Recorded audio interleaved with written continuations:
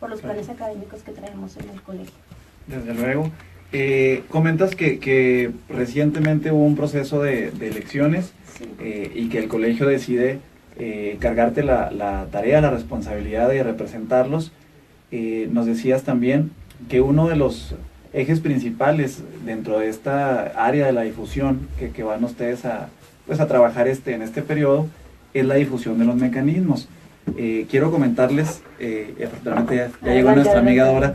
Quiero comentarles que efectivamente el instituto es el ente encargado por parte del Poder Judicial de impartir las capacitaciones que sean necesarias, que vayan necesitando la sociedad, las asociaciones civiles, gremiales desde luego, y es el responsable de acercarse a estos grupos que tienen interés, que tienen un genuino interés en buscar pues otras formas de resolver los conflictos.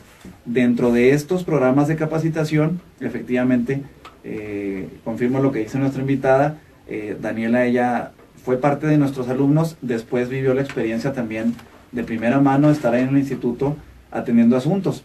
Uno de los requisitos que la Ley de Justicia Alternativa señala para los facilitadores es que aparte de las 180 horas de capacitación en la materia que se requieren, también debe haber un acercamiento real, ¿verdad?, a asuntos reales con personas que están en conflicto, obviamente con la guía de algún facilitador o de los coordinadores, pero lo relevante aquí, Daniela, es que tú tienes ya las dos visiones, tienes ya tu experiencia como litigante, comentabas en la iniciativa privada incluso, y también pues viviste lo que es la justicia alternativa. ¿Qué te pareció a lo mejor lo más contrastante o lo más importante que tú hayas pues logrado experimentar en estas prácticas y al compararlo con tu experiencia como abogada postulante? Bueno, sí, al principio tú hacías un comentario que desde la escuela es lo que te enseñan, el litigio o a lo mejor hasta el conflicto, no, vámonos hasta la sentencia.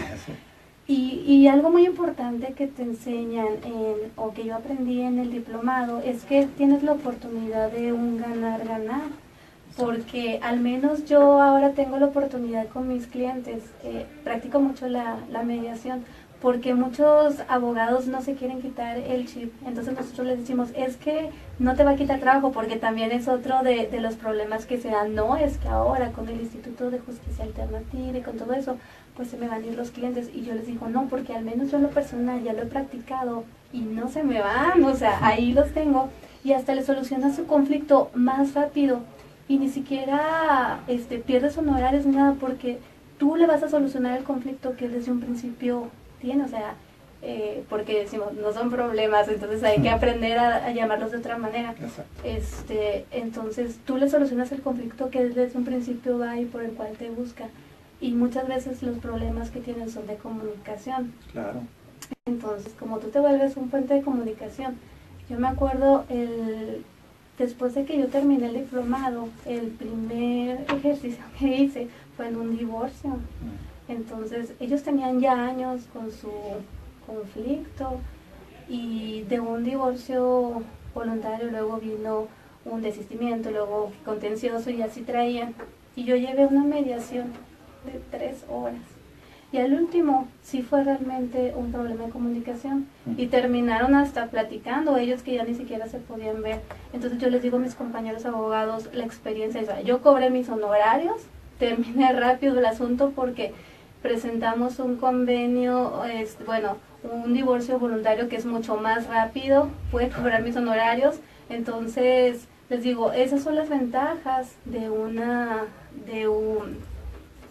mediación, donde tú realmente le solucionas el conflicto que tiene tu cliente, él se va contento, te paga tu trabajo, porque es un trabajo, porque tú le inviertes tiempo, y aparte él te recomienda, porque de todo el tiempo que duró buscando cómo solucionar, porque él lo que quiere es que yo ya me quiero divorciar, yo ya quiero seguir mi vida, yo ya no quiero seguir en este conflicto. Entonces, y hasta ya termina una buena relación, porque es a veces triste que los propios abogados no permitimos que nuestros clientes terminen en sana paz, porque también me ha tocado en otros asuntos en los que yo les digo, oye, pues vamos a llegar a un convenio, y a veces el propio compañero abogado no quiere y es el que te dificulta, porque a veces el cliente, no, pues es que sí, yo ya quiero, y el abogado, no, ¿cómo va a aceptar ese porcentaje de pensión? No, ¿cómo va a aceptar eso? Y a veces el cliente sí quiere, pero el abogado es el que no. Entonces yo creo que ahí nosotros como abogados tenemos que también ser más humanos, porque es la vida de ellos, y sobre todo cuando hay niños. Entonces es muy difícil. Yo siempre les digo, ustedes cuando hay niños pues van a estar unidos de por vida por ellos, y si no, por lo menos por el tiempo que han de convivir con nosotros. La verdad es que de por vida, porque van a ser sus hijos por todo lo que ellos vivan.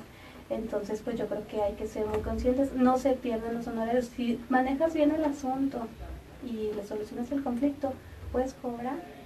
Entonces yo creo que hay que cambiarnos el chip del conflicto y ponernos a trabajar en eso, pero sí hay que tener ya otra mentalidad. Claro, además tendemos a pensar a lo mejor que si el asunto, digo, desde la perspectiva a lo mejor del abogado, ¿no? Que si el asunto dura más tiempo puedo cobrar, o más tiempo dura mi servicio. Sin embargo, como comentas tú, licenciada, al enfocar o cambiar este enfoque y pensar yo, bueno, ¿qué prefiere mi cliente? Un asunto que se solucione rápido, que se solucione bien, no tengo tampoco por qué cobrar menos. Es decir, el trabajo de facilitar esa comunicación, de explorar las emociones, de ayudarles a las partes a proponer, a hacer sus propuestas de solución, implica un trabajo especializado, que es el del mediador. Ya, claro. A ver si nos da tiempo más adelante hablar de este perfil de los mediadores, y que no tiene por qué pagarse menos ni por qué valer menos. Al contrario, a mí como abogado, si yo saco este asunto más rápido, me da la oportunidad de hacerme otro asunto y así sucesivamente. Entonces, volvemos al ganar-ganar. El cliente obtiene esa solución en un tiempo mucho más corto, de acuerdo a sus intereses, y yo puedo atender otros asuntos que habrá muchos que sí necesitan necesariamente la intervención judicial. Eso lo sabemos, la mediación, la conciliación no son para todos los tipos de problemas, pero en muchos sí. Entonces, si yo aprovecho ese tiempo y puedo diversificar más mi cartera de clientes, mi cartera de asuntos, mientras a los clientes también se les soluciona rápido, pues es una muy buena ventaja, yo creo. Así es. Y luego, pues tú como abogado, ¿qué le dices? Usted es dueño del conflicto, usted es dueño de la solución. Si en ti está, o sea, no va a depender el resultado de un tercero, porque muchas veces, bueno, la mayoría de las veces que te dice el cliente, usted me asegura que voy a ganar. Entonces yo que le digo a mi cliente, yo le aseguro que voy a poner mi mayor esfuerzo y todo mi profesionalismo en sacar el asunto adelante, pero el resultado al final de cuentas depende de un tercero, que va a ser el juez.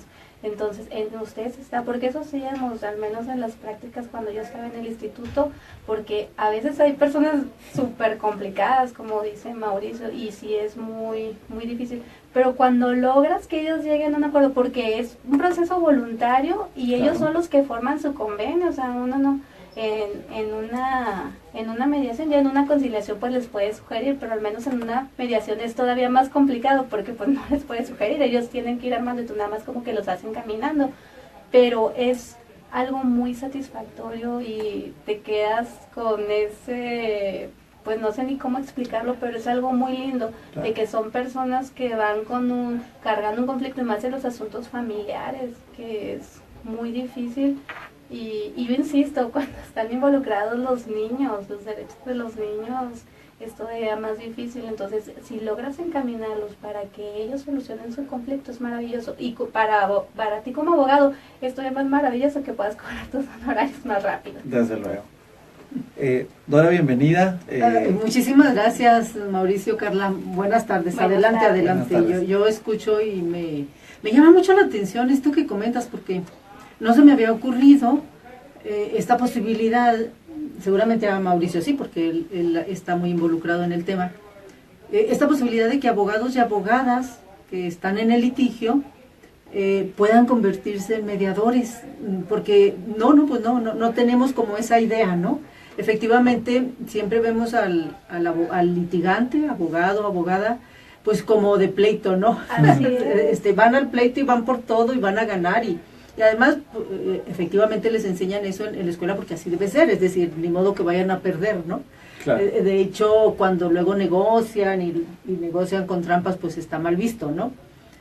Y bueno, esto de que negocian, pues en términos muy prácticos, si lo hacen bien, pues es mediar de alguna manera. Claro. El asunto es que no lo hagan entre abogados, porque luego se prestaba eso antes, o bueno, no sé si se seguirá prestando, pero pues se oía mucho decir y se oía mucho decir, pues los abogados se arreglan y los clientes quién sabe, ¿no? Entonces, sí, efectivamente, yo creo que sí se avanzaría mucho más en esto que estamos promoviendo, que es la cultura de la paz, que es claro, la justicia alternativa, si los las litigantes, abogados y abogadas, si se involucraran. Me parece que sí, eso ayudaría muchísimo, ¿no? Eso le daría mucha más agilidad, porque yo coincido contigo, Carla, me parece que casi siempre son quienes limitan a veces la conciliación, ¿no?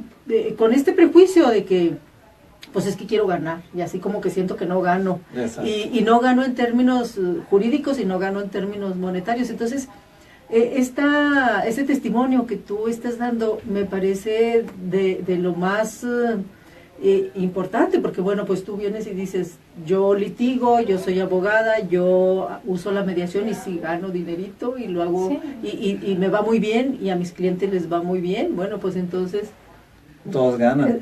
Sí. Desde luego, y fíjate que el año pasado, antepasado y parte del año pasado también, la maestra María Rosario Ramos Oquita, la directora del Instituto de Justicia Alternativa, llegó con ese plan.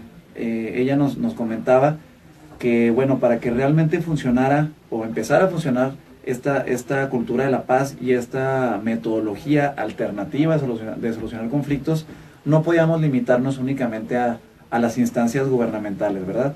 Sabemos que la Fiscalía General del Estado desde 2006 tiene su centro de justicia alternativa, nosotros nacemos en 2014, en septiembre de 2014 nace en sede judicial el instituto.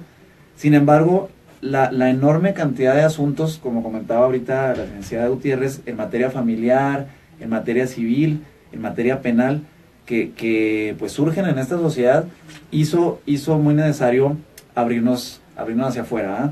¿Qué es lo que se hizo? Se empezó a capacitar abogados y abogadas también de otras profesiones, no solo abogados, porque la mediación, fíjense, es algo tan noble que no es limitativo del conocimiento jurídico. Sí se requieren bases jurídicas, conocer límites, parámetros, pero en sí el proceso y ese propiciar la comunicación, varios tipos de disciplinas lo permiten. Psicólogos, exactamente, criminólogos, trabajadores sociales. Desde luego. Entonces, ¿qué es lo que se hizo? Se empezó a capacitar a todas las personas que estuvieran interesadas en esto. La mayoría sí fueron abogados y abogadas del Estado, porque fue en todo el Estado este programa.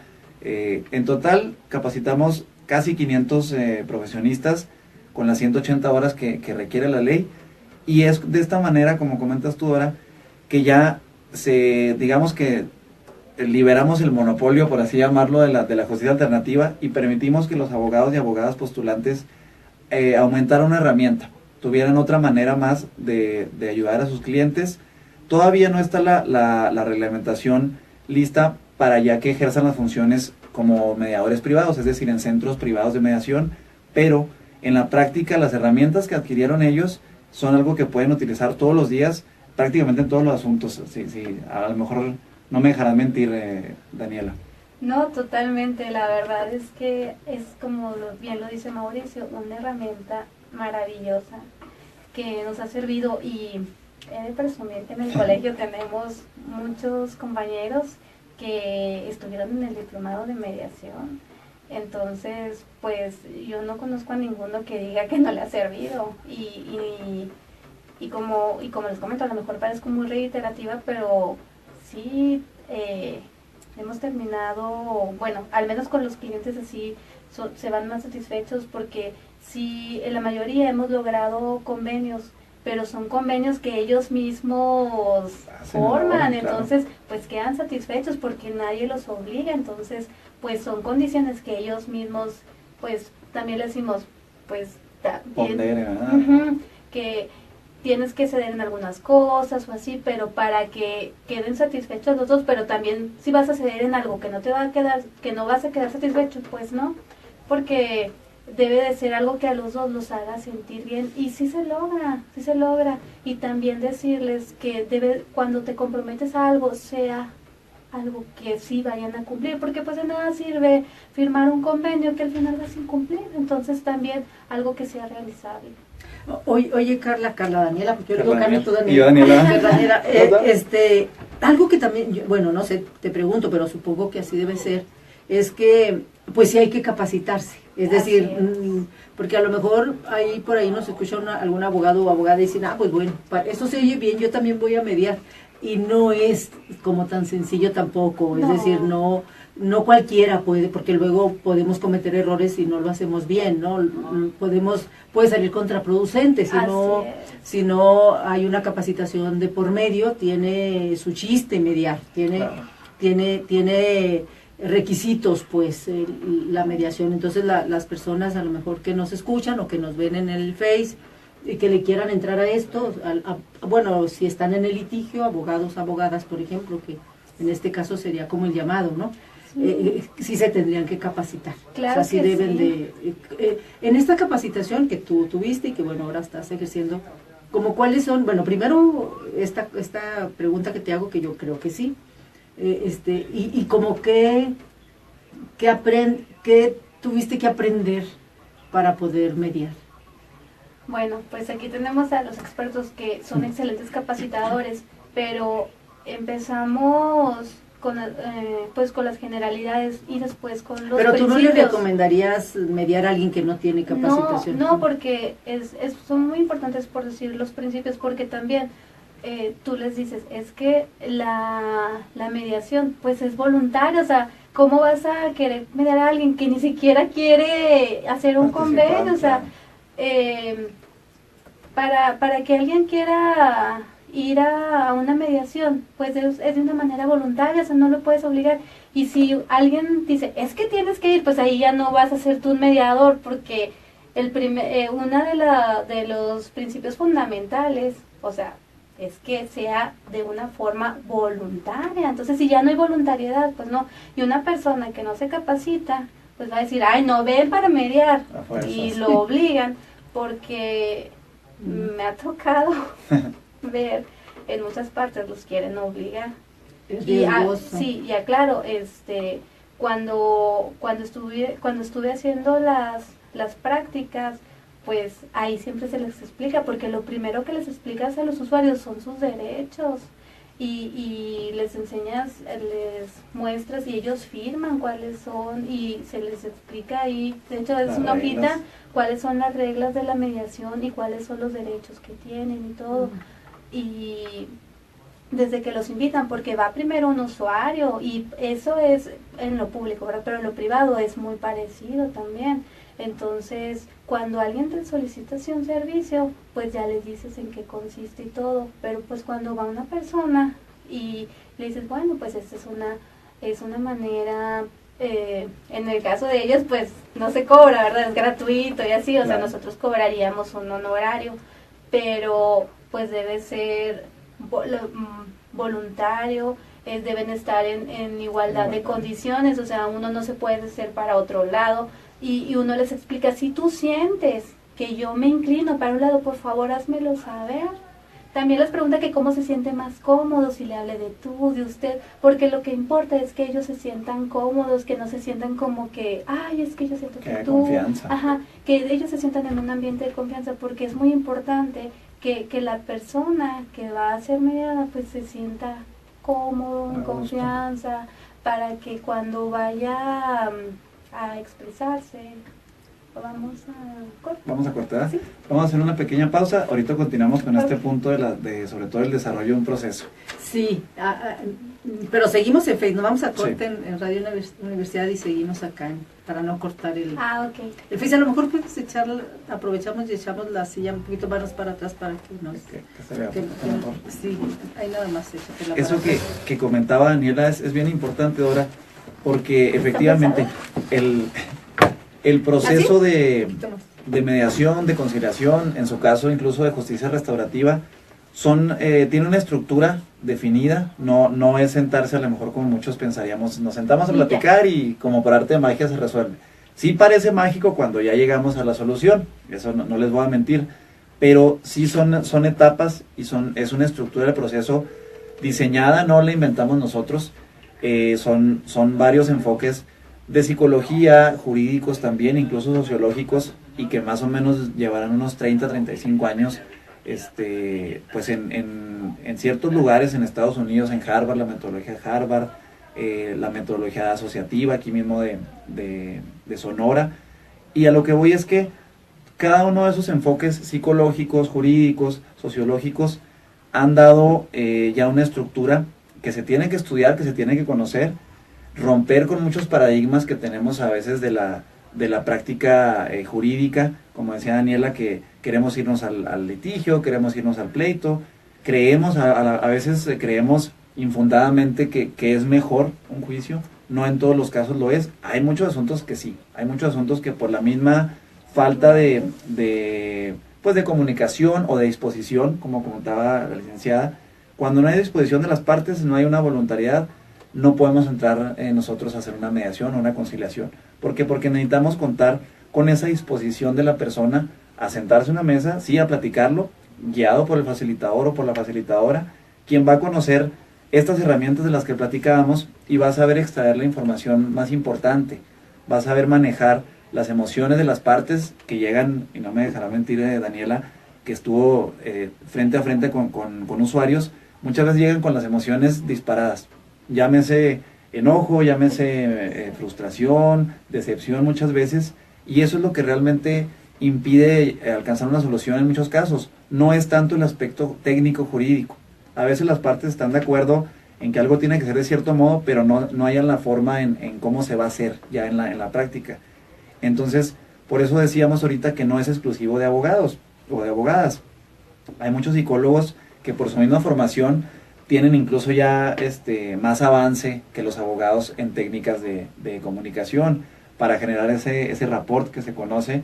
Son expertos generalmente los psicólogos, las psicólogas, y es muy interesante porque dentro de las varias ramas, esto es un asunto multidisciplinario, la justicia alternativa, y nos vamos nutriendo de las mejores habilidades que tiene cada profesionista.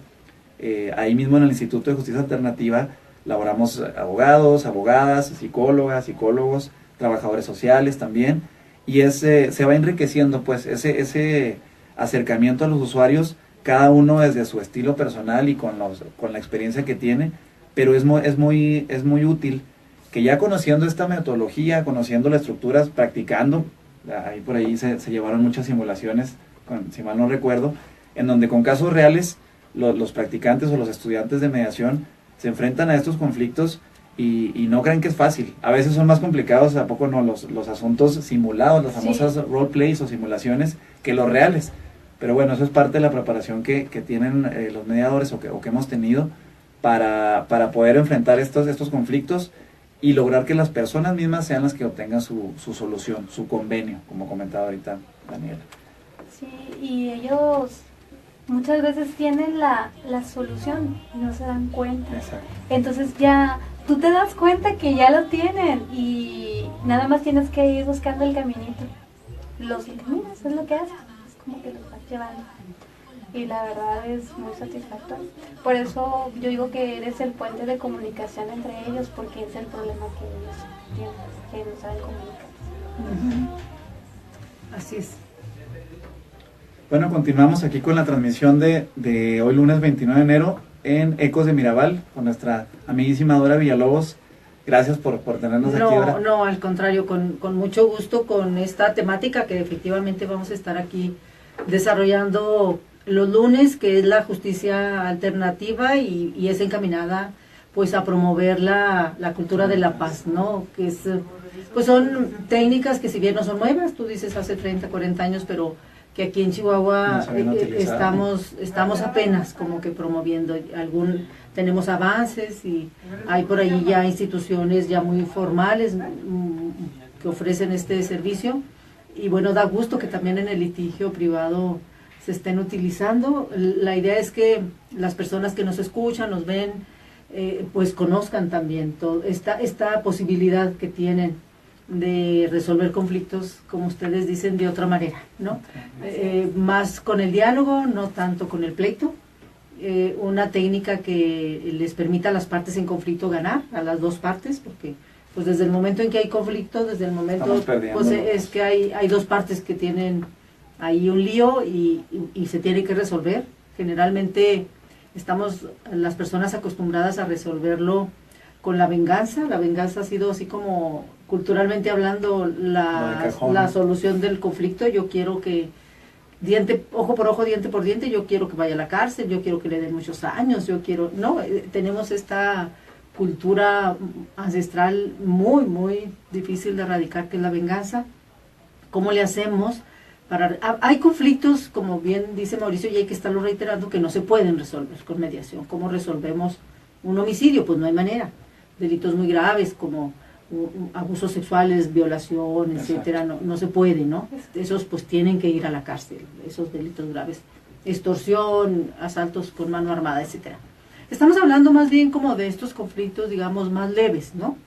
Estos conflictos que sí se pueden resolver con diálogo, así. Esa sería como la manera de poderlos identificar a grandes rasgos, ¿no? Lo que se pueda resolver con diálogo, bueno, pues vamos al diálogo. Lo que pasa es que incluso esos, si no nos proponemos, pues no se puede, porque tenemos como esta idea de que queremos la venganza. Pero bueno, antes de irnos al corte, y yo te preguntaba esto, Carla, Daniela, te preguntaba si se requiere capacitación, porque por lo que estaban ustedes describiendo, pues no es en Chile ni otra mediar. Es decir, estamos hablando de una técnica muy profesional, estamos hablando de una herramienta pues muy útil, pero que sí implica un estudio, una práctica, una estructura, pues. Sí. Se requiere que la persona que va a mediar, sea abogado, abogada, psicóloga, trabajadora sociales, sí tenga una capacitación bastante importante para que pueda, que no se le salga de control el caso, porque yo me imagino que si hay conflicto entre las partes y seguramente muchas veces están, como ustedes dicen, pero así con la emoción a todo lo que da, y si la persona no está capacitada, pues entonces lejos de mediar, pues ahí se van a agarrar del chongo, ¿no? Y van a saltar, va a salir peor. Entonces, el asunto de la capacitación, ¿qué tan importante te parece? Importantísimo. Y ahorita que decías que si uno pierde el control, también tener la capacidad para saber que si uno ya pierde la objetividad, reconocerlo y decir, ¿saben qué? Voy a pedir a un compañero, si a ustedes les parece, que él entre a mediar, porque yo ya no puedo ser objetivo. O sea, uno tiene que ser muy sincero. Muy imparcial, porque sí, muy imparcial. Y eso es difícil, ¿no? Es otro de los principios fundamentales. Porque ha de ser lo más difícil, porque sí tendemos a ser parciales con la víctima, ¿no? Sí, tendemos. Es por eso. Es casi natural, ¿no? Fíjense que ¿sí, no? Siempre vamos a encontrar en algún usuario alguna coincidencia con alguna persona que conocemos o que hemos estado en una situación similar. Que a mi tía le pasó, que a mi abuelita le pasó, y yo digo, pues... A los precios de valor también hay, claro, particularmente, ¿no? Particularmente, entonces, muchos prejuicios, etcétera.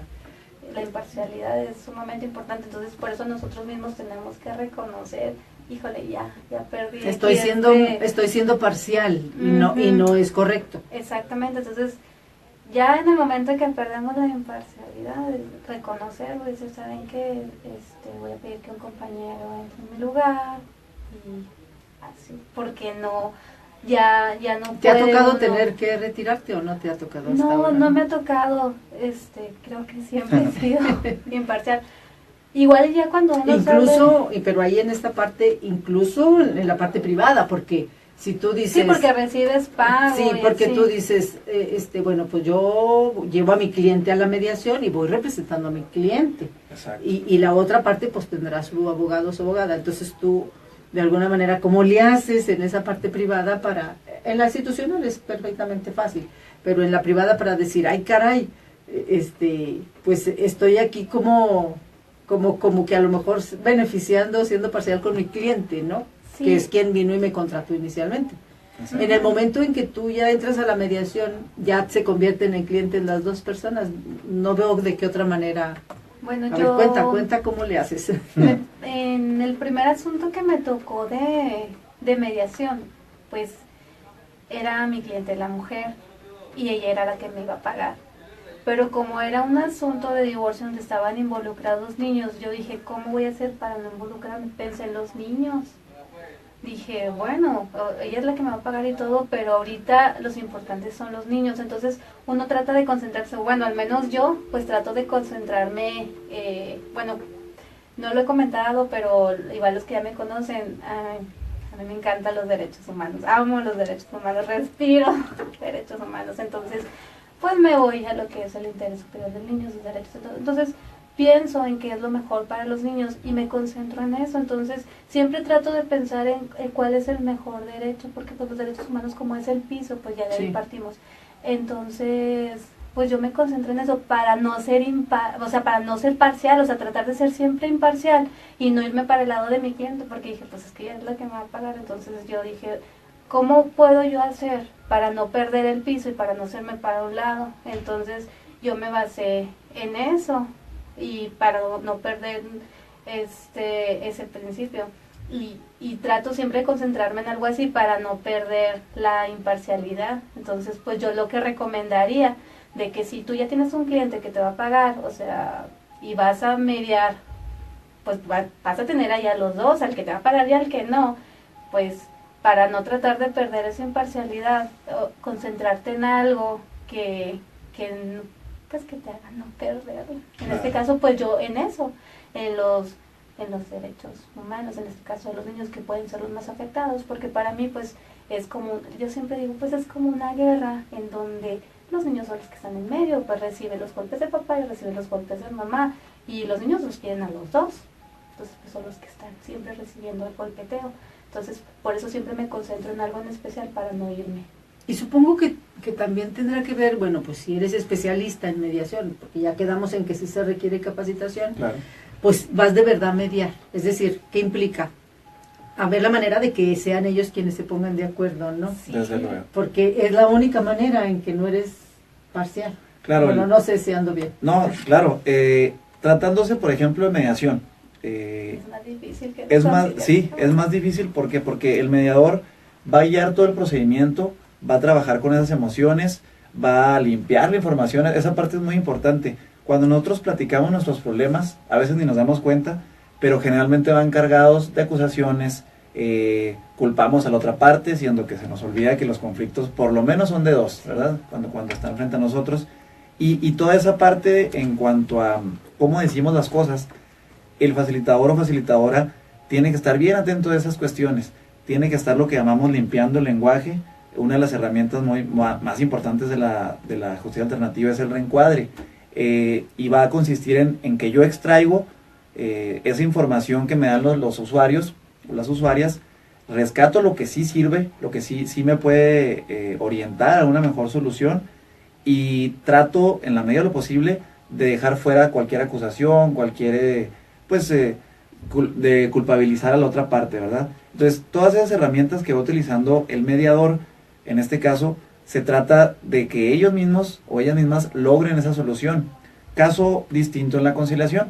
El conciliador o conciliadora sí puede ir un poquito más allá, no mucho, porque sigue siendo un mecanismo del que llamamos autocompositivo. Las partes siguen teniendo que ellas dar sus opiniones y sus soluciones, pero el conciliador puede hacer propuestas.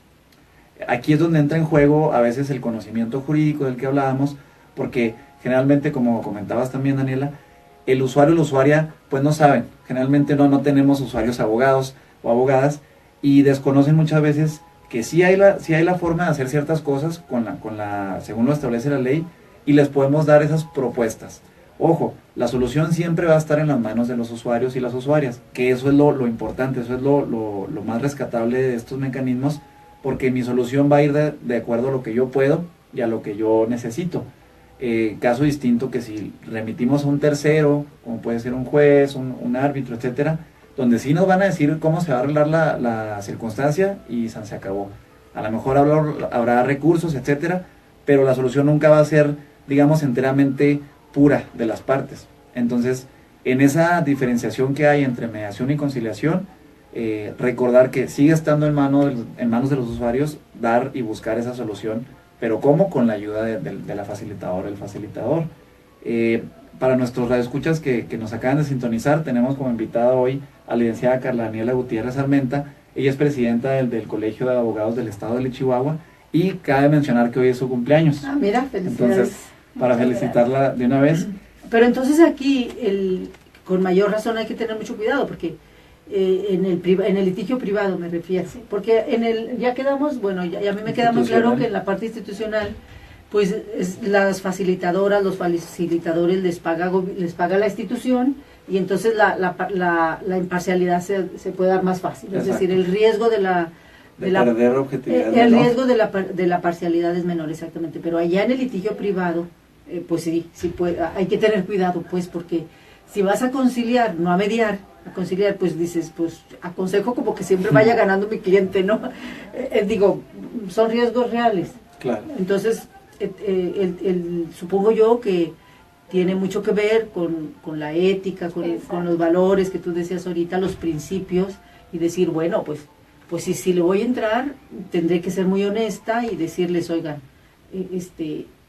para que la persona que no es tu cliente realmente quiera y esté en confianza. Y entonces, la única manera en como yo lo veo es pues la mediación y decir, ustedes, voy a ver la manera de que ustedes sean quienes se arreglen, no sé. Sí. No sé, tu experiencia me llama mucho la atención esto, ¿no? Bueno, es que ahorita que mencionas eso, como todavía no está regulado, nosotros tenemos que ir al tribunal. O sea, nosotros podemos mediar solamente como una herramienta, nuestro trabajo, a lo mejor para que salga más rápido, para que lleguemos a un convenio, pero al final de cuentas... Pero formalmente no lo haces. Sí, es que, o sea, lo hacemos formalmente porque sigue la técnica. Sí, claro, usamos técnicas, herramientas y demás, pero al final de cuentas tenemos que ir al tribunal. A suscribirlo, sí, claro. Exactamente. Digo, pero el chiste es la técnica. Sí. Claro. Ese es el chiste, es. que sí ¿Cómo sirva, llegar? ¿no? Cómo llegar, Ajá. Exacto. Sí, eso es lo importante.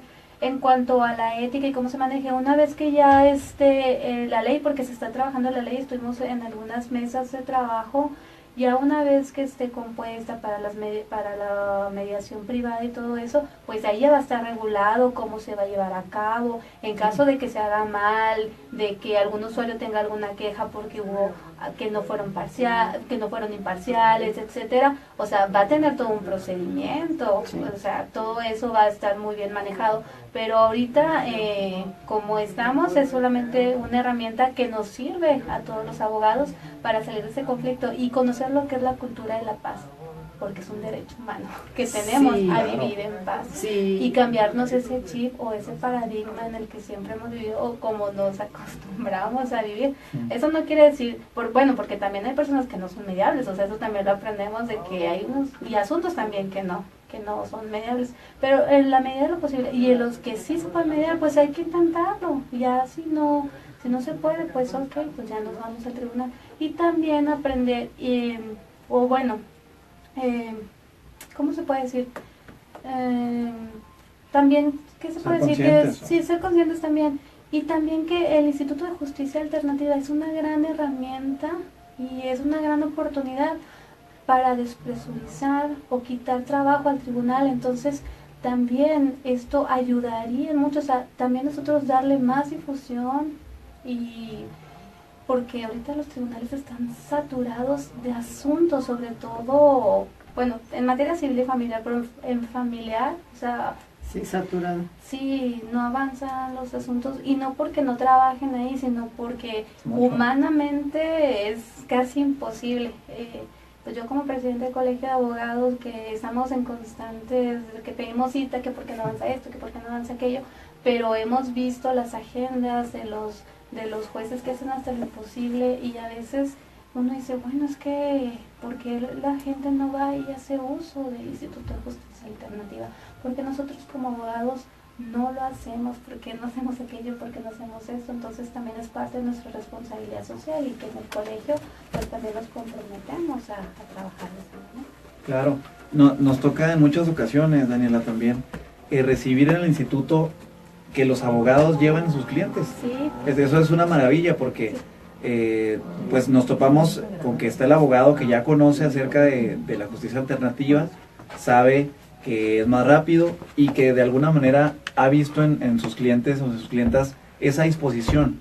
Que lo hable labor que dice, bueno, voy a llevarlos a la instancia correspondiente donde se puede ejecutar este convenio incluso, porque cabe mencionar, todos los convenios que se celebran ante el Instituto de Justicia Alternativa, cuando sí conviene a las partes y en las características que señala la ley, tienen la fuerza de una sentencia ejecutoriada. ¿Qué significa esto?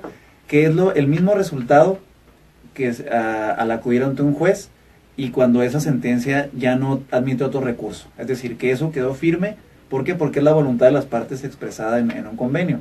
Entonces, cuando van las abogadas y los abogados con conocimiento de este aspecto, pues es maravilloso para sus clientes porque es en un solo día. Generalmente llegan, se les asigna facilitador, salen con su convenio listo para ser ejecutable en caso de ser necesario. Como mencionabas hace unos minutos, Daniela, la idea es que los convenios sean la voluntad real de los usuarios. No hay por qué incumplir un convenio que yo mismo me comprometía a cumplir, es decir, que yo propuse las soluciones en base a lo que puedo, en base a lo que necesito. No hay razón para incumplir un convenio de esa naturaleza, que es lo que sucede, a contrario censo, muchas veces con las sentencias. Hay ocasiones en las que yo no siento esa necesidad o ese compromiso de cumplir con algo que me ordena un tercero que a lo mejor ni conozco. A lo mejor yo actué únicamente a través de la demanda de mi abogado, nunca fui escuchado como parte, y resulta que ya estoy obligado a cumplir cierta disposición. Entonces, estos litigantes que ven esta oportunidad en la justicia alternativa y que de hecho llevan a sus clientes con nosotros, pues se dan cuenta que es un servicio muy rápido y con los mismos resultados que un juicio. Repito, no significa esto que la labor del abogado sea inexistente o que no pueda pues tener derecho a unos horarios, ¿no? Porque fue quien los encaminó al lugar indicado para solucionar su controversia, y finalmente eso es lo que buscamos cuando vamos con un abogado, ¿no? Logras el mismo convenio que ibas a hacer en un juzgado, solo que más rápido. Exacto. Y tiene el mismo valor legal. ¿Por qué? Porque tiene la misma fuerza legal. Y en caso de incumplimiento se ejecuta igual. Exactamente. Entonces, pues, qué maravilla. Y sí tenemos abogados en el colegio que hacen eso. Un ejemplo, la licenciada Lupita Villa, que es la vicepresidenta de mi colegio. Y bueno, como ella hay muchos, ¿verdad? Pero por mencionar solamente un ejemplo. Exacto. Pues fíjate que justo te iba a comentar eso. Primero, que me da mucho gusto que seas derecho humanista. Yo también me asumo derecho humanista. De hecho, este programa tiene 10 años y tiene la intención pues de promover los derechos humanos. De hecho, este programa se hizo con esa idea y tiene esa finalidad de promover los derechos humanos. En términos generales, sí tiene también de manera muy particular promover la visión de género, que es uno de los derechos humanos básicos, ¿no? Pero al final son todos, nos interesan todos los derechos humanos.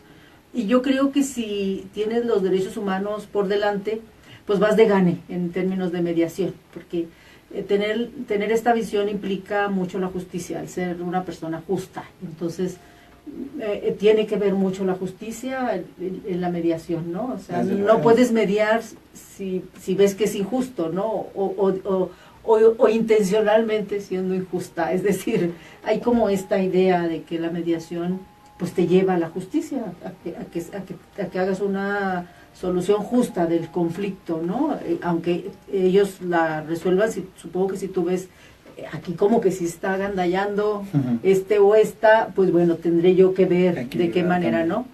Y particularmente, y esto te quiero preguntar, y ojalá que que nos acompañes más seguido, porque me parece que sí vale la pena desde el litigio privado que vengan a dar testimonios, que vengan también más personas que tú conozcas, que lo estén haciendo, y a lo mejor a la siguiente hablar de casos, porque yo creo que si hablamos de casos la gente va a decir, ok, yo puedo ir entonces también, a mí me pasa, y como que los testimonios de casos me parece que incluso a lo mejor hasta invitar a gente que pasó por la mediación.